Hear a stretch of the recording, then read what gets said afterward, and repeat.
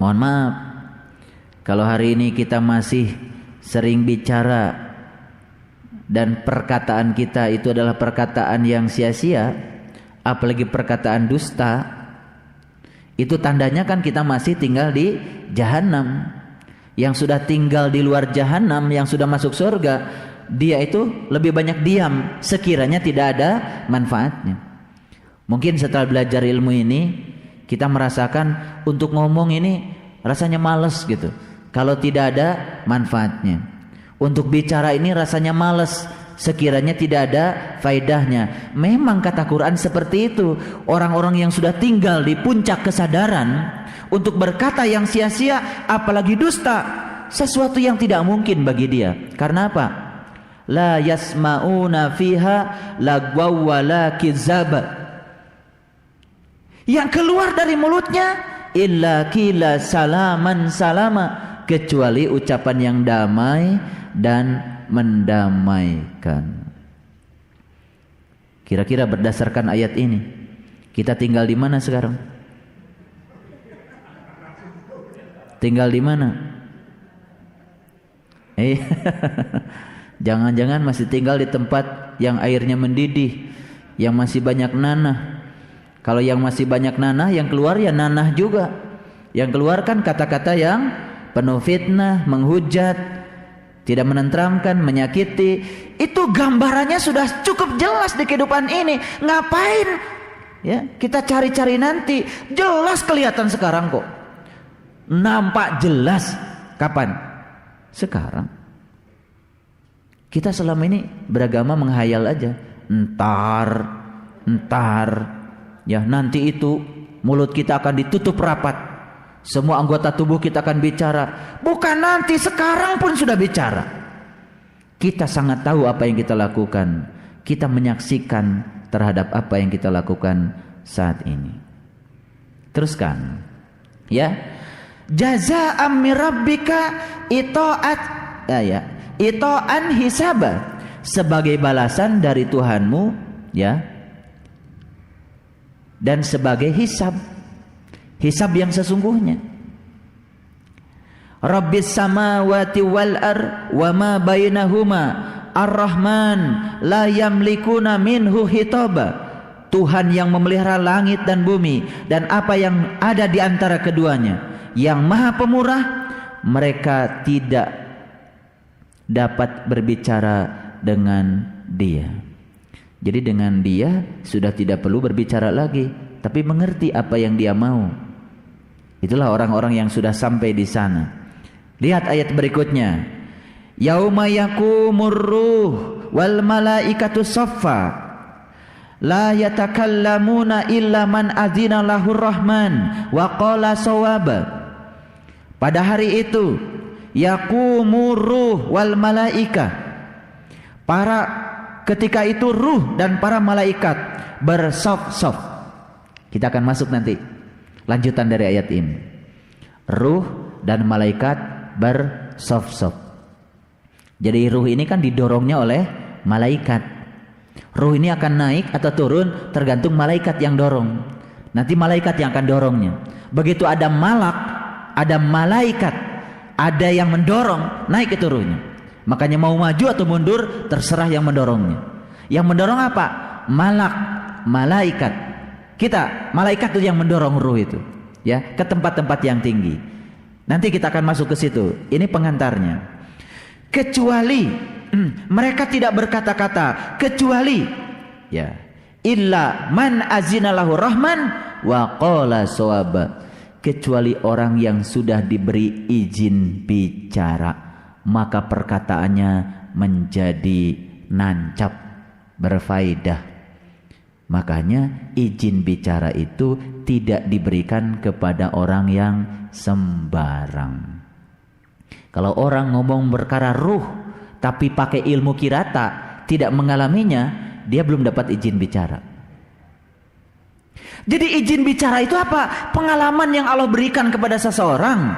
Makanya orang beriman itu dilarang membicarakan sesuatu yang tidak dialaminya, yang tidak dirasakannya. Kabura maqtan indallahi an taquluna ma la taf'alun.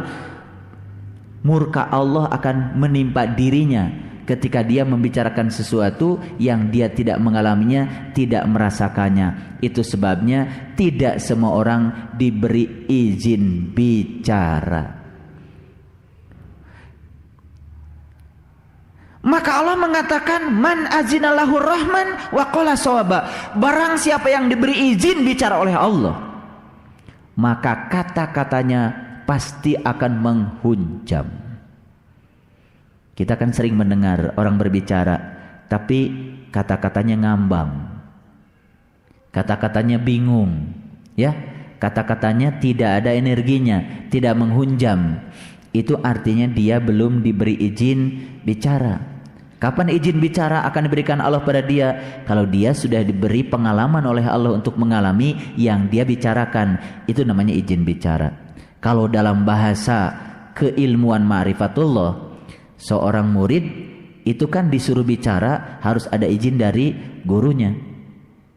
Itu tidak bisa sembarang tiba-tiba misalkan semua memberikan doa gitu rame-rame. Dalam keilmuan ma'rifatullah itu kan ada yang disebut dengan silsilah, ada izin bicaranya. Izin bicara itu dari Allah yang disampaikan lewat guru-gurunya. Makanya kalau orang tidak dapat izin bicara, dia ngomong, akan terjadi perdebatan. Apalagi ketika dia ngomongnya itu belum yang dia alami. Sesuatu yang diomongkan yang bukan dia alami hanya akan mengeraskan hatinya. Makanya banyak orang keras kepala karena apa? Dia merasa banyak ilmu, keilmuannya itu yang mengeraskan dirinya. Tapi kalau orang yang mengalami pengalaman spiritual, tidak semakin keras, semakin lembut. Sekarang kalau kepala diadu dengan kepala, masing-masing sama kerasnya, kan saling menyakiti. Sama seperti batu dengan batu dikarungi, kan saling menyakiti. Coba batu dengan batu dikarungi, kan saling menendang, saling menyakiti, saling memukul. Betul nggak? Tapi kalau air digabung dengan air, saling mengisi. Yang lembut ketemu yang lembut, saling mengisi. Yang bijaksana ketemu yang bijaksana, saling mengisi. Yang bijaksana ketemu yang bijaksana, saling mencerahkan. Yang bijaksana ketemu yang tidak bijaksana, tidak memaksa. Jadi kalau kita masih sering memaksakan pendapat kita kepada orang yang tidak tahu, yang tidak bijaksana kita. Lah orang tidak tahu dipaksa, yang tidak tahu biarkan saja, ntar juga tahu. Di abad yang mana? Yang nggak tahu, berabad-abad lagi dia untuk menjadi tahu. Sekarang dia sedang tidak mau tahu. Nanti di abad mana jadi yang tahu. Makanya jadilah air. Kalau air ketemu air kan saling mengisi. Betul nggak? Saling meresap. Air kopi gabungkan dengan air susu, saling mengisi. Setelah itu nyampur, jadilah susu kopi. Betul nggak? Iya. Kalau sudah jadi susu kopi, ya rasanya kan udah nyampur, saling meresap. Ya karena yang lembut ketemu yang lembut. Coba batu ketemu batu, tetap aja yang ini batu, yang ini batu. Betul nggak? Ini malah menendang batu yang lain, pecah batu yang lain. Itu cirinya batu. Makanya kalau orang tidak dapat izin bicara, ngomong, ngantuk. Khotib bicara di mimbar, ya, saking asiknya dia dengan dirinya sendiri, bangga dengan keilmuannya. Yang ilmu yang disampaikannya sebetulnya tidak nyambung dengan yang dengerin. Yang dengerin kan tidur. Itu nggak dapat izin bicara. Ya, kalau yang dapat izin bicara itu pasti akan menghunjam. Wa qala shawaba, kata-katanya pasti menghunjam. Orang yang diajak bicara cuma bilang, "Oh iya. Oh iya." Ya walaupun oh iyanya agak lama, tapi tetap oh iya. Oh iya. Agak lama tapi iya juga. Itu masih lumayan itu. Wa qala shawaba. Ada langsung iya, ada langsung oh-nya lama dulu baru orang lain udah ketawa, baru ya ketawanya nanti setelah bubaran pengajian. Itu lumayan masih ikut ketawa kan? Masih nyambung. Ya. Bisa diteruskan? Nah, ini yang akan kita bicarakan. Itu sebabnya sekarang tugas kita adalah mendorong ruh itu dengan malak yang ada pada diri kita agar ruh ini mencapai alam-alam yang tinggi. Kalau sudah mencapai alam yang tinggi, dia dapat izin bicara di alamnya sendiri. Jadi Allah itu luar biasa ya. Sangat luar biasa. Allah sangat mengerti. Makanya kenapa setiap pengajian saya memulai dengan subhanaka la ilma lana illa ma 'allamtana innaka antal alimul hakim. Maha suci Engkau ya Allah, sungguh aku tidak mengerti apa yang dibutuhkan masing-masing orang di tempat ini. Tapi Engkau yang meliputi segala sesuatu. Engkau Al-Latif, Engkau yang Khabir. Engkau meliputi seluruh manusia yang ada di sini. Karena Engkau meliputi semuanya, pasti Engkau Maha tahu atas semua kebutuhan orang-orang yang di sini. Sehingga yang dibicarakan pasti nyambung. Oh, ternyata itu saya banget, nyambung kan? Gitu. Oh, itu ternyata gue banget, nyambung kan? Gitu.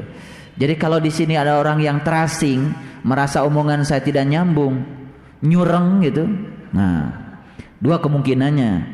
Pertama, saya tidak dapat izin bicara. Yang kedua, Bapak tidak dapat izin mendengar.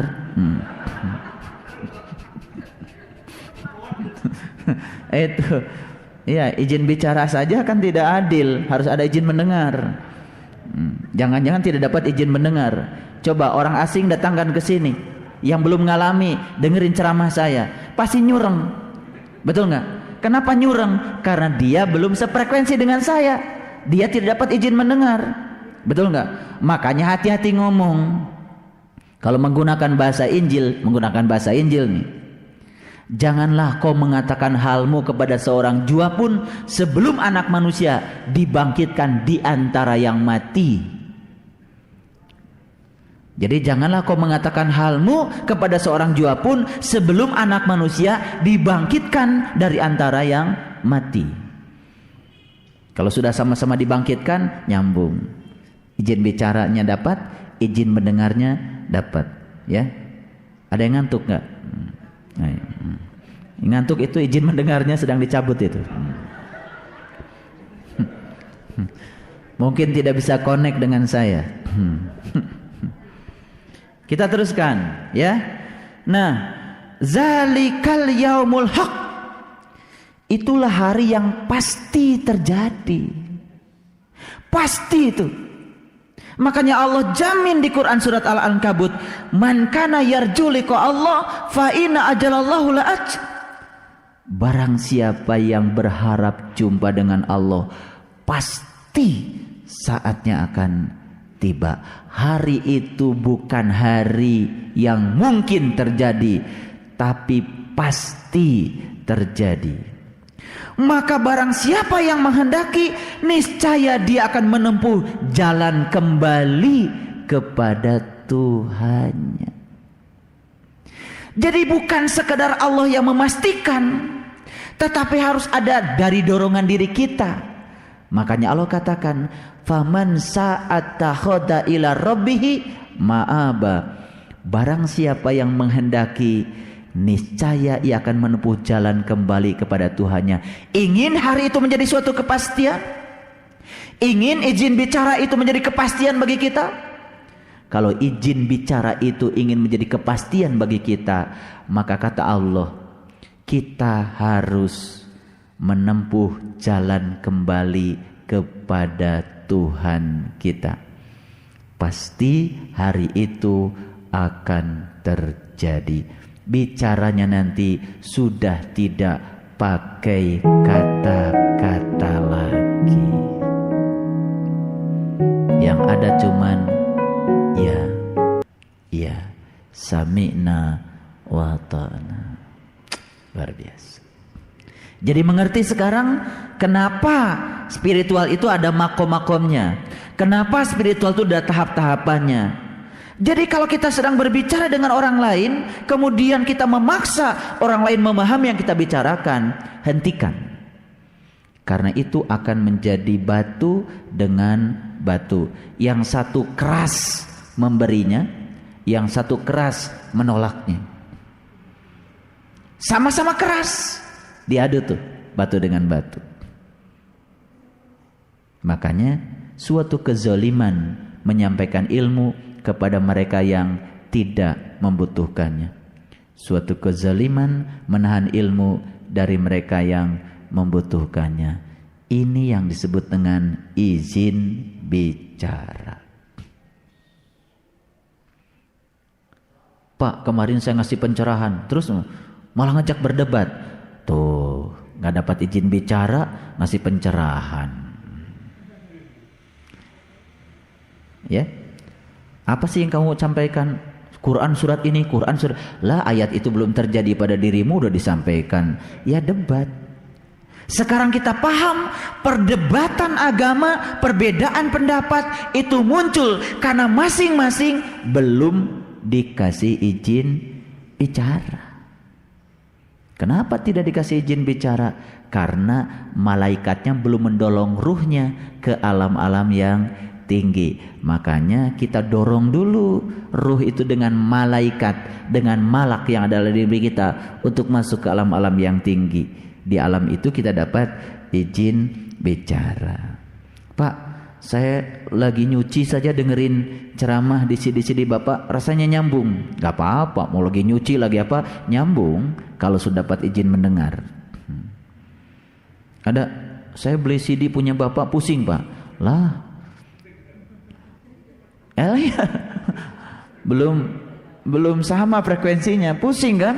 Ujungnya apa? Menghujat dengan tingkatan pikiran dia. Akhirnya nyalahin orang. Wah, sudah tambah keras hatinya, semakin menjadi batu.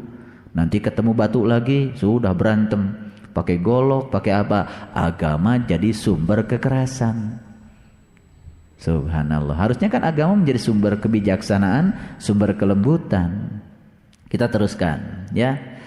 Inna anzarnakum adaban qariba. Sesungguhnya kami telah memperingatkan kepadamu, ya, siksa yang sangat dekat.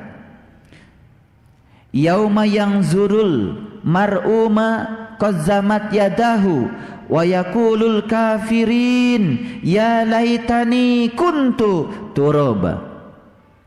Pada hari manusia melihat apa yang diperbuat oleh kedua tangannya, dan orang-orang yang tertutup berkata, alangkah baiknya sekiranya aku dahulu adalah tanah saja. Tidak usah diproses menjadi air mani, tidak usah dikirimkan ke dalam rahim menjadi tubuh ini. Lebih baik jadi tanah saja, bermanfaat jadi tanah, lumayan ditanami menghasilkan sesuatu, daripada jadi manusia yang hanya menebarkan air mendidih dan nanah. Itu sebabnya Allah katakan, laqad khalaqnal insan fi ahsani taqwim. Aku telah bentuk kamu dalam bentuk yang sangat tinggi, yang sangat agung. Summa radadnahu asfala safilin. Dan kemudian dia akan memiliki derajat yang jauh lebih rendah dari asalnya. Asalnya dia dari tanah, dibentuk menjadi sempurna. Ketika dia tidak menggunakan kesempurnaannya, maka dia akan dikembalikan lebih rendah dari tanah. Makanya orang yang tertutup berteriak kepada Allah, kalau tahu begini, udah aja gue dulu jadi tanah saja, manfaat.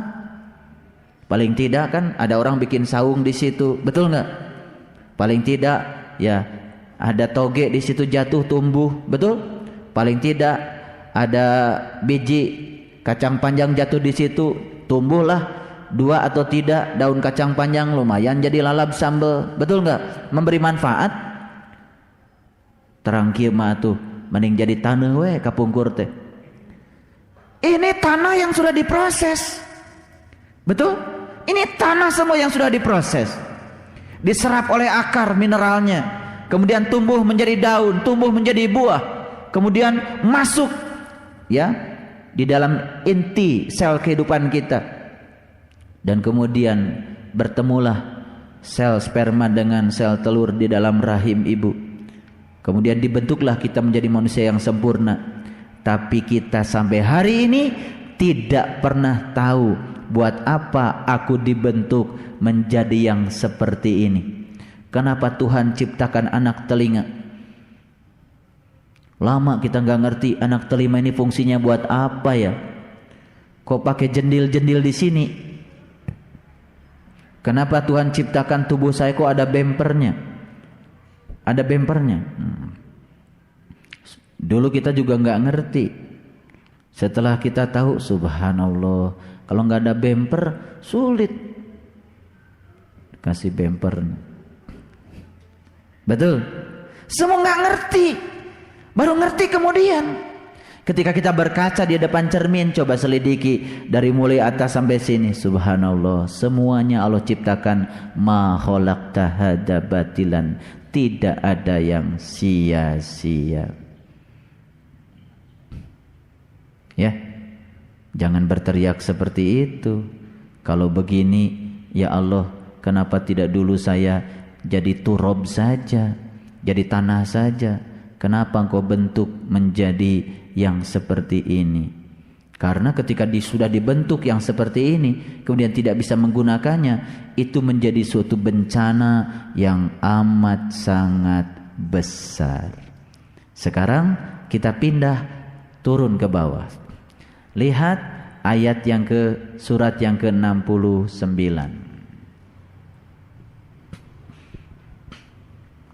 Sudah. Surat Al-Haqqah. Al-Haqqah juga diterjemahkan hari kiamat. Jadi episode yang sekarang ini kita lebih banyak bicara untuk memperkokoh keilmuan kita. Memperkokoh keilmuan kita supaya tidak ada keraguan lagi. Sudah ketemu? Subhanallah. Ya, Al-Haqqah itu hari kiamat. Saya tidak akan membahasnya sebagaimana urutannya Al-Haqqah. Sekarang lihat ayat yang ke-13. Al-Haqqah ayat yang ke-13. Sudah? Nah, sebelum saya membahas itu, saya lupa. Lihat dulu Al-Ma'arij. Al-Ma'arij.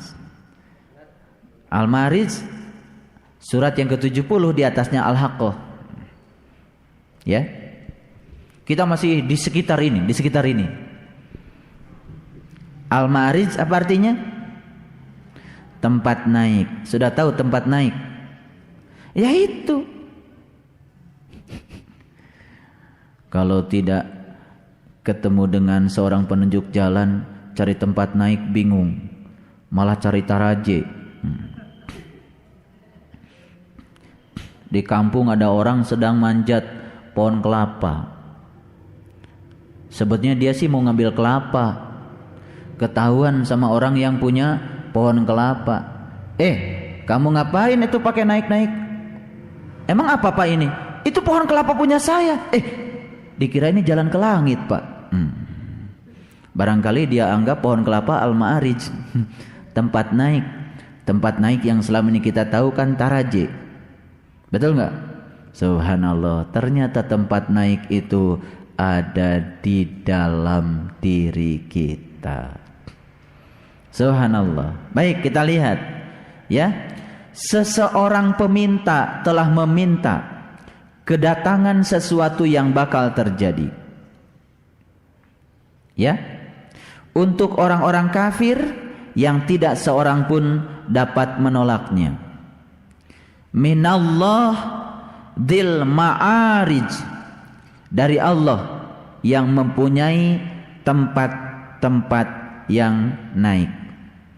Jadi sebetulnya ya, di ayat yang keempatnya kita lihat, di sini kita melihat kuncinya.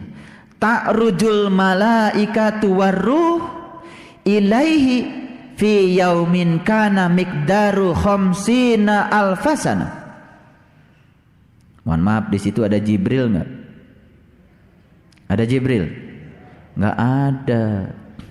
Di situ cuma dikatakan ta'rujul malaikatu, naiklah malaikat, waruhu dan ruh, ilaihi menghadap Tuhannya, fi yaumin kana miqdar, miqdaruhu khamsina alfasana, yang kadarnya satu hari di sana sama dengan 50.000 tahun. Jadi kalau mau naik harus di tempat naik. Betul? Tadi kan dikatakan di Quran surat apa tadi? An-Naba di bagian yang ujung, ya kan? Jadi agar kita itu ya bisa mendapatkan suatu pengalaman yang sesungguhnya, maka di situ dikatakan malaikat dan ruh itu harus naik. Malaikat harus mendorong ruh untuk naik sampai di puncak kesadarannya. Di situ dia mengalami suatu pengalaman. Lalu setelah pengalaman itu dia dapat man azinallahu rahman wa qala sawaba. Di situ dia dapat izin bicara. Jadi kalau ingin dapat izin bicara ternyata harus naik di tempat yang tempat naik, ya. Dengan cara apa naiknya? Mendorong ruh dengan malak yang ada di dalam diri kita untuk mencapai ilaihi, untuk mencapai Tuhan yang kadar pencapaiannya satu hari di sana sama dengan 50.000 tahun di sini. Subhanallah.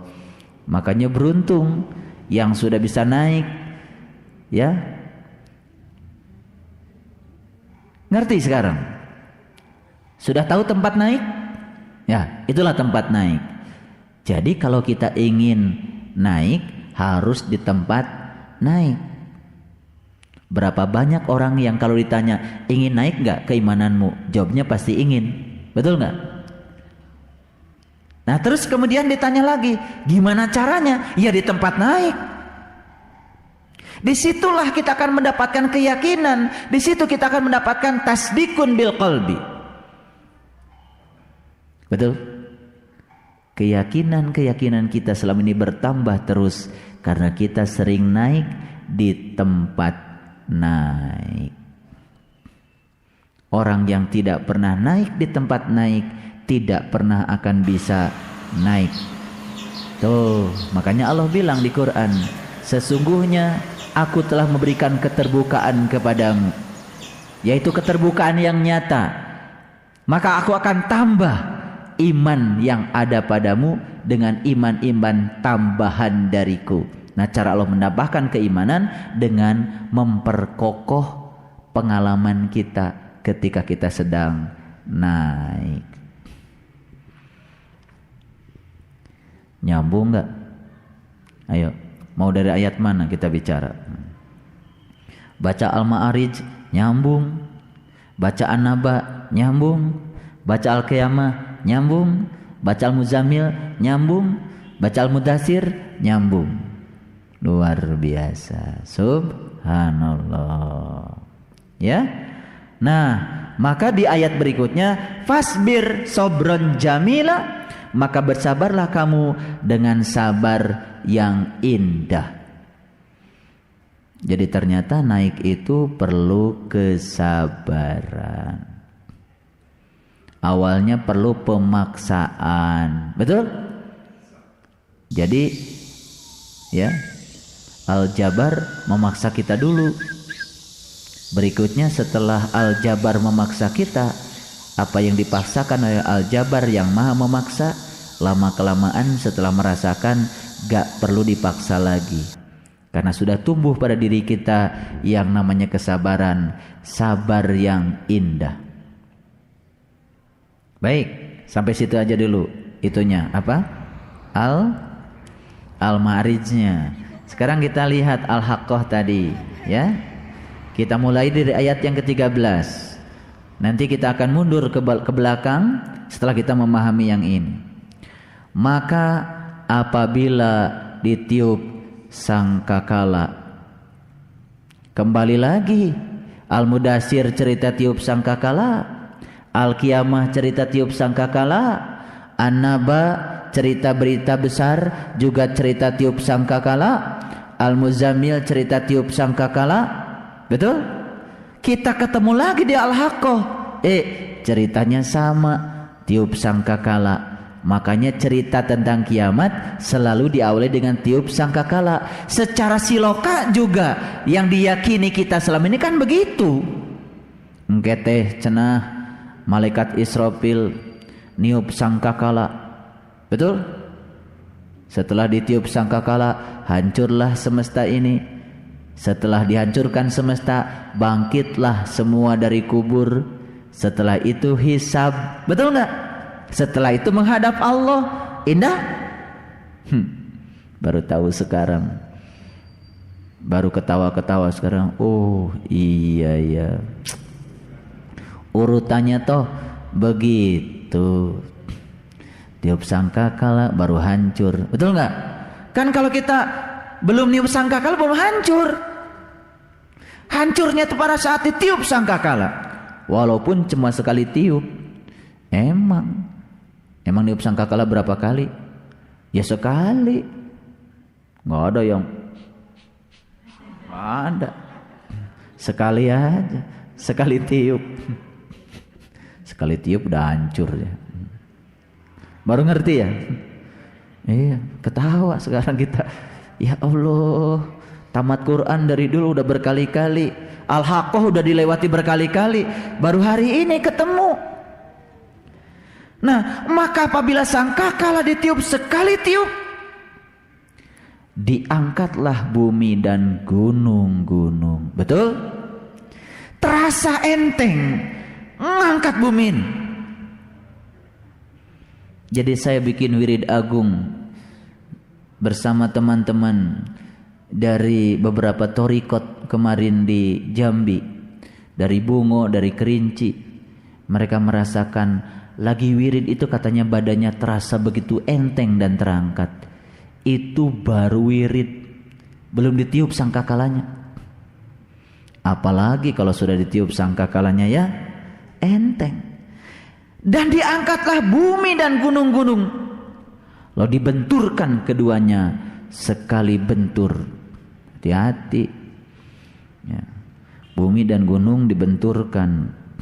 Gunung dibenturkan dengan gunung, bumi dibenturkan dengan bumi.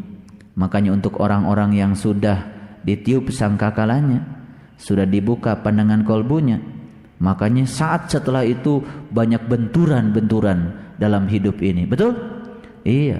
Benturan dengan apa? Bukan benturan dengan ruhani, benturannya dengan urusan-urusan jasmani. Ngerasa enggak? Udah gepeng aja, dibentur-bentur terus. Ada juga yang membentur-benturkan kepalanya sendiri ke tembok. Betul nggak? Nggak tahan ujian. Ada juga yang berhenti ngaji karena nggak tahan ujiannya. Katanya pengen diwisuda, ujiannya ngilang. Tiap ujian sidang nggak pernah hadir. Itu saat dibenturkan dulu. Ngerti sekarang? Iya. Oh iya Pak. Setelah saya ditiup sangkakala waktu itu, luar biasa Pak benturannya. Iya, benturan dengan tetangga, iya kan? Benturan dengan keluarga, benturan dengan guru-guru kita dulu mungkin, betul? Benturan dengan teman pengajian, ya, iya, sampai berdarah-darah waktu itu.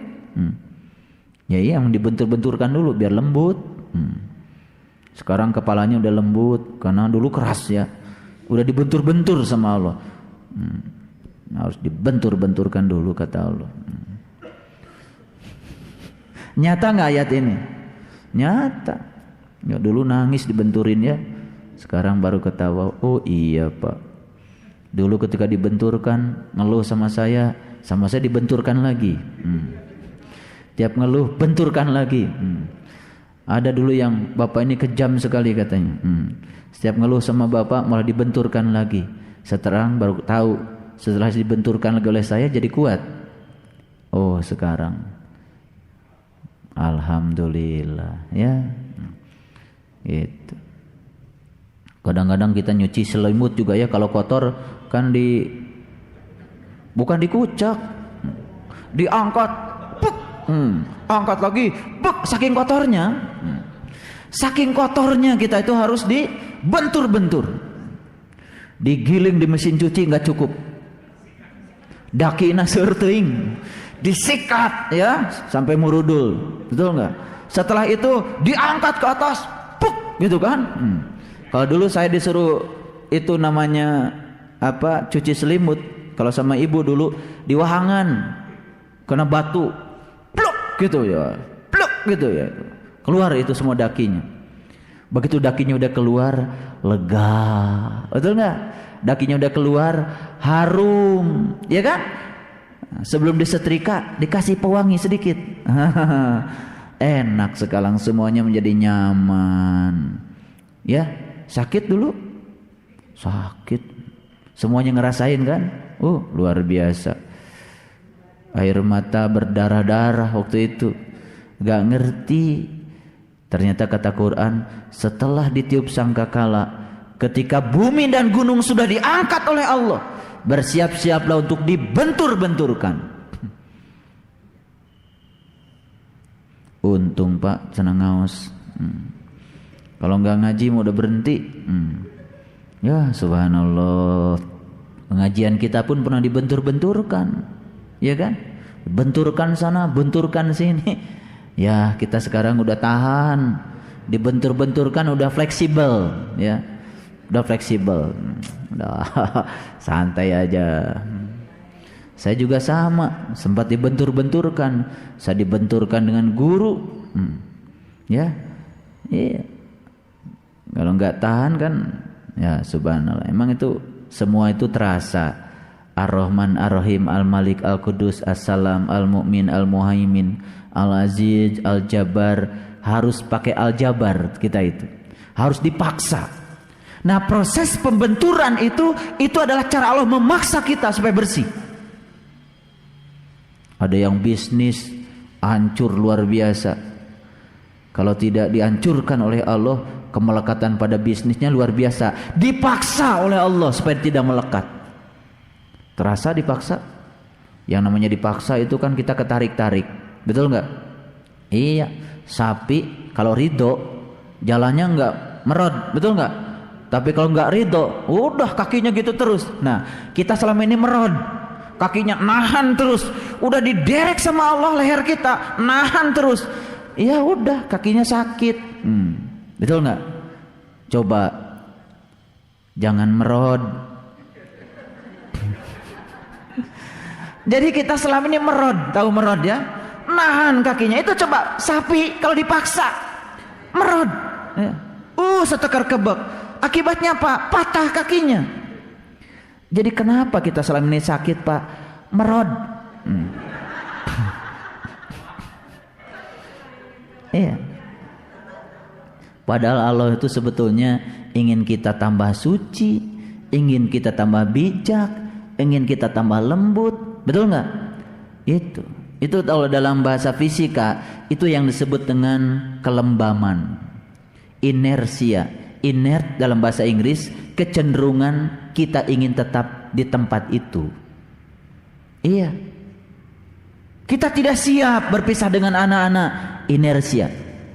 Kita tidak siap melepaskan jabatan, inersia. Kita tidak siap melepaskan orang-orang yang kita cintai, inersia. Kita inginnya semuanya abadi, hayang panjang umur terus, hayang sehat terus, hayang benghar terus.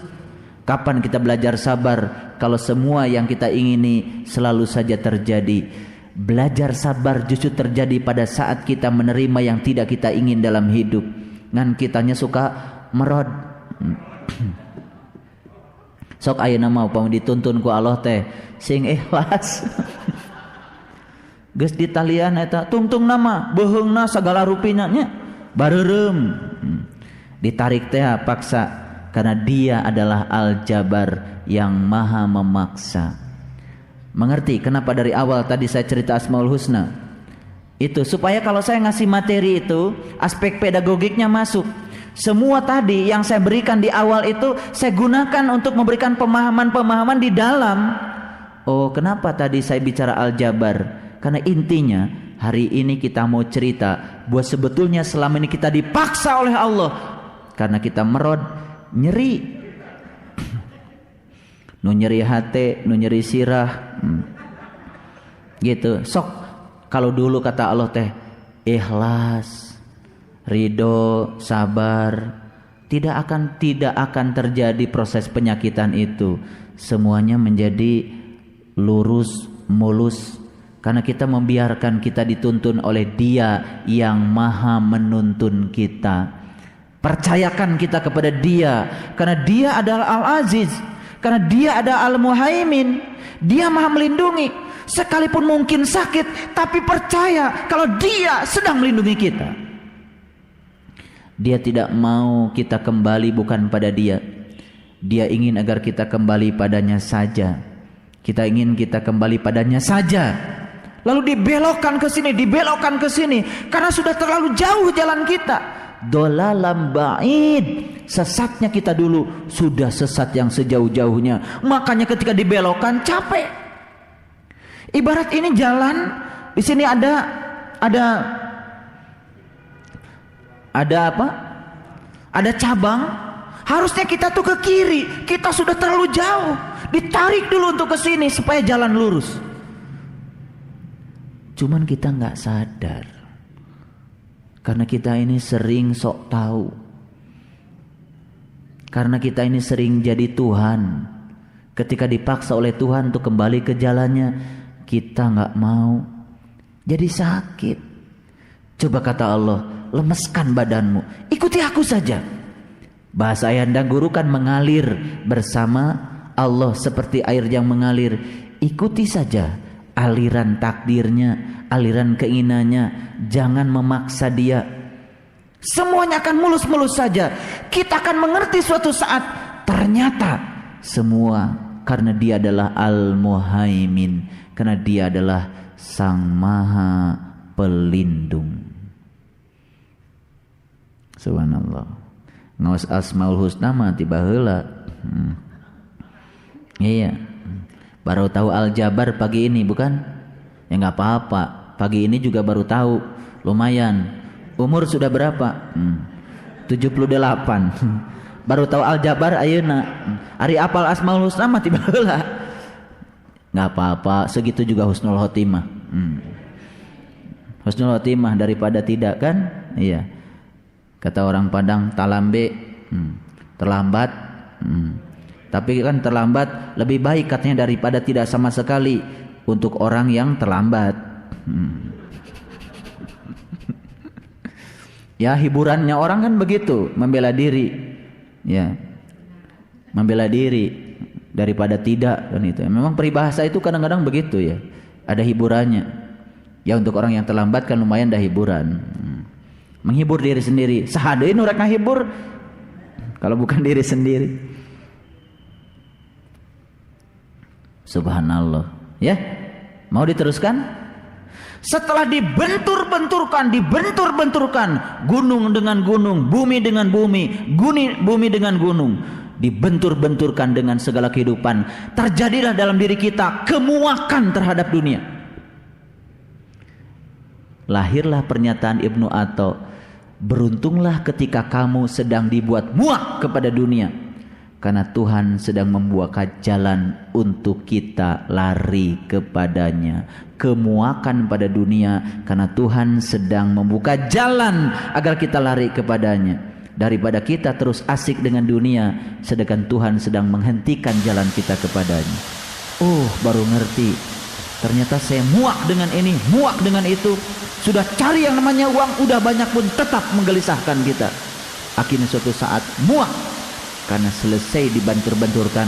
Kalau nggak dibenturkan, kapan kita muaknya? Ada orang yang menipu kita, ada orang membohongi kita. Ternyata dunia ini kotor, muak. Datanglah Al-Hikam, bersyukurlah kamu yang telah dibuat muak oleh Tuhan ke dalam dunia ini, karena Tuhan sedang mengulurkan tangannya kepada kita untuk menarik kita kepadanya. Indah? Indah. Sekarang nggak boleh ya berburuk sangka lagi pada kehidupan. Semuanya indah. Maka setelah dibentur-benturkan, setelah muak, baca ayat berikutnya. Fa yauma idin waqa'atil waqi'ah. Maka pada hari itu setelah muak, setelah capek, lelah, Ini tisuk sore setelah bertahun-tahun jadi keledai yang dikejar oleh singa yang liar, capek juga akhirnya. Betul. Geus piknik ka ditu, piknik ka dieu, beak tah nu rek dipiknikan deui. Bali entos 10 kali, ka mana deui? Hawaii entos. Las Vegas geus ngasaan. Mana deui? Ujung perjalanan semua manusia adalah diam, hening, dan kembali kepada Allah. Ayo, benar nggak ayat ini? Betul. Masa Allah cerita yang nggak betul? Cuman selama ini kan kita nggak ngerti aja ayatnya. Subhanallah. Maka namanya juga al-haqqah. Al-haqqah sebenarnya adalah kebenaran. Hak. Ikuti aja. Di sini katanya al-haqqah hari kiamat. Betul. Untuk mencapai kebenaran emang harus kiamat. Tapi al-haqqah sebenarnya adalah kebenaran. Betul kiamat setelah dibentur-benturkan. Jadi kalau baru tawajuh, dibenturkan, lulus, nggak akan lanjut kiamatnya. Makanya yang dipilih oleh Allah untuk sampai di sini sedikit. Makanya kata Allah, sullatum minal awalin wa qalilu minal akhirin. Awal nama seueur rame, tungtung namangan saeutik, wa qalilu minal akhirin. Ini sisanya yang sudah dibentur-benturkan. Sesanangan sakieu. Inilah yang akan dikiamatkan oleh Allah, yang sudah lari, ya, hanya bangga dengan ilmu. Sudah dapat doa ini, doa itu. Udah dapat yang 30, pengen yang 40. Jadi koleksi, terus membanding-bandingkan. Ibu tos kenging, abi mah kamari. Ibu yang ini kayak keledai, lari lagi kejar. Abi tacan bapak, cari lagi, mengejar terus. Apa yang didapat? Gak dapat apa-apa, cuman jadi debt collector aja. Akhlaknya tidak berubah, kebijaksananya tidak berubah. Karena apa? Dia cuman sampai ditiup sangkakala, can kiamat. Belum diangkat bumi dan langitnya, belum dibentur-benturkan. Saat dibentur-benturkan, lulus. Beruntung, wajah-wajahnya bersinar. Karaos pisan pak, karaos. Iya, kalau ngaji itu harus sampai karaos. Kalau can karaos belum ngaji. Kalau baru mengumpulkan sejumlah ayat can ngaji. Saya cuma menegaskan apa yang ayahanda ibunda mengalaminya. Cuma menegaskan saja. Wah, itulah kebenaran. Itu jalan kita memang seperti itu. Siapa nabi dan rasul yang tidak dibentur-benturkan? Siapa para sunan, para wali yang tidak dibentur-benturkan? Kita inginnya sekaum dengan para nabi. Tapi begitu diproses kayak nabi, lulus. Mau jadi apa kita? Jadi syarat untuk dikiamatkan harus dibenturkan. Lihat ayat berikutnya. Setelah kiamat, lalu terbelahlah langit. Setelah terbelah langit, melihat bulan yang purnama, matahari yang indah, bintang-bintang yang bertaburan luar biasa. Karena pada hari itu langit menjadi lembut, bukan lemah, menjadi lembut. Betul? Ketika kita sedang berada di langit itu terasa lembut, sejuk, betah, damai. Alim turun deui ka dieu teh. Tapi kan masih ada tugas, turun lagi ke sini. Setelah itu di sini udah berbentur-benturan lagi dengan batu-batu yang keras, ya kan? Udah, nanti naik lagi, kiamat lagi, betul? Terbelah lagi langit, lembut lagi, turun ke bumi, keras lagi, tapi naik lagi. Karaos.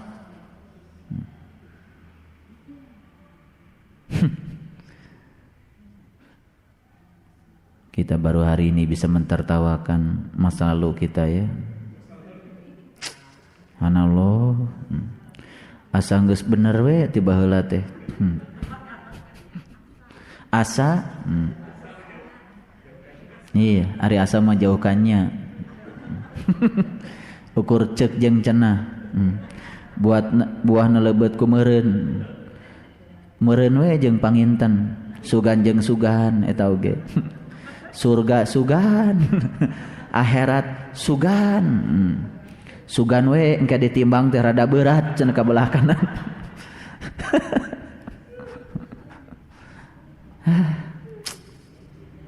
Subhanallah. Kemudian di ayat berikutnya, dan malaikat-malaikat berada di penjuru-penjuru langit. Yang saya bicarakan di Al-Mursalat, malaikat yang mendorong kebaikan, malaikat yang mendorong untuk menyebarluaskan ya rahmatnya Allah, malaikat yang membedakan yang hak dengan yang batil. Semua malaikat bertebaran di seluruh penjuru.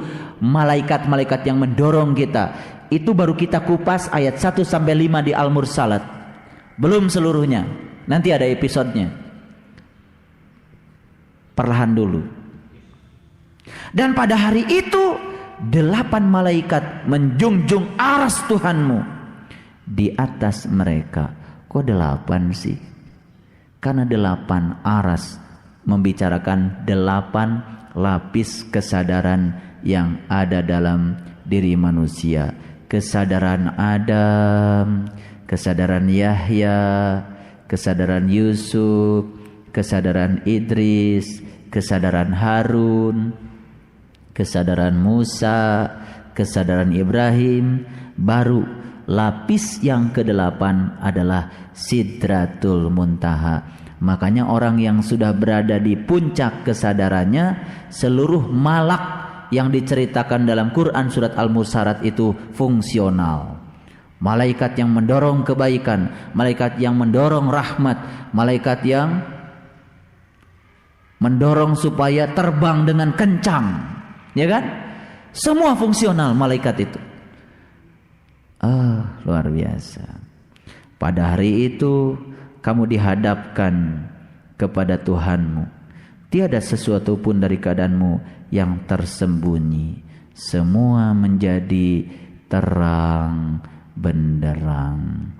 Semuanya bertawajuh kepada Allah Subhanahu wa taala. Saat itu kita nyatakan, inni wajjahtu wajhiya lilladzi fataras samawati wal ardh hanifan wa ma ana minal musyrikin. Kita sudah tidak selingkuh lagi kepada Allah. Semuanya menjadi sesuatu yang luar biasa. Shadaqallahul adzim. Terima kasih atas segala perhatiannya. Mohon maaf atas segala kesalahan. Barakallahu li wa lakum. Assalamualaikum warahmatullahi wabarakatuh.